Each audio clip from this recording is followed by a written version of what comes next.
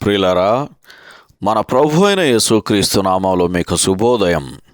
ప్రతిదినం ప్రభుతో అనుదిన ఆత్మీయ ఆహారం. జూన్ 16 మంగళవారం. నేటి లేఖన పఠనం యెషయా గ్రంథం 52వ అధ్యాయము 1 నుండి 15 వచనాలు. నేటి ధ్యాన లేఖనం యెషయా గ్రంథం 52వ అధ్యాయము 13-14 వచనాలు. ఆలకించుడి, నా సేవకుడు వివేకముగా ప్రవర్తించును. అతడు హెచ్చింపబడి ప్రసిద్ధుడై మహాఘనుడుగా ఎంచబడును. నిన్ను చూచి ఏ మనిషి రూపము కంటే అతని ముఖమును, నరరూపము కంటే అతని రూపమును చాలా వికారమని చాలామంది ఎలాగు విస్మయముందిరో. వ్యాఖ్యానాంశం: యెహోవా సేవకుడు 2వ భాగం, వివేకముగా ప్రవర్తించును.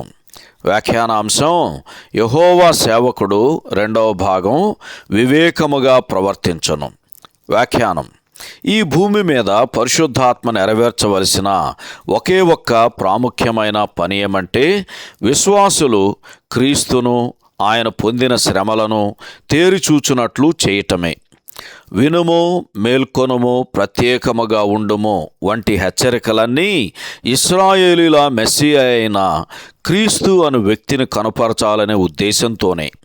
ఆయన సమాధానమును గూర్చియు, మేలును గూర్చియు, రక్షణను గూర్చియు సువార్తను ప్రకటించు దూతగా ఉన్నాడు. యెషయా గ్రంథం 52వ అధ్యాయము 7వ వచనం చదివితే మనకు అర్థమవుతుంది. అంతేకాదు, ఆయన వివేకముగా ప్రవర్తించు సేవకుడు కూడా అని యెషయా గ్రంథం 52వ అధ్యాయము 13వ వచనంలో చదువుతాం. ఆ విధంగా మనము ఆయన మాటలు, ఆయన కార్యములను గూర్చిన సందేశమును మన ఎదుట కలిగి ఉన్నాము. దేవుని కుమారుడు తనను తాను అంతగా తగ్గించుకొనుటను గూర్చి మనం ధ్యానించినప్పుడు దానిని బట్టి ఆశ్చర్యపోవటానికి, విస్మయం పొందటానికి కారణం తప్పకుండా కనబడుతుంది. యెషయా గ్రంథం 52వ అధ్యాయం 14వ వచనంలో ప్రారంభమైన ఈ వర్ణన 53వ అధ్యాయం 3వ వచనంలో పూర్తవుతుంది. పరిపూర్ణుడైన ఈ మనుష్యుడు భక్తిహీనమైన ఈ లోకములో ఎంతో మూల్యం చెల్లించాడు గనక వికారమైన ముఖముతో కొనసాగాడు. అందుచేత ఆయన మరలా మహిమలో ప్రత్యక్షమగు వరకు ఇప్పుడు దేవుడు ఆయనను అన్నిటికంటే ఉన్నతమైన వానిగా హెచ్చించి ఘనపరచుట తగినదే. అప్పుడు ఆయనను చూచు రాజులు వారి నోరులు మూసుకుంటారు.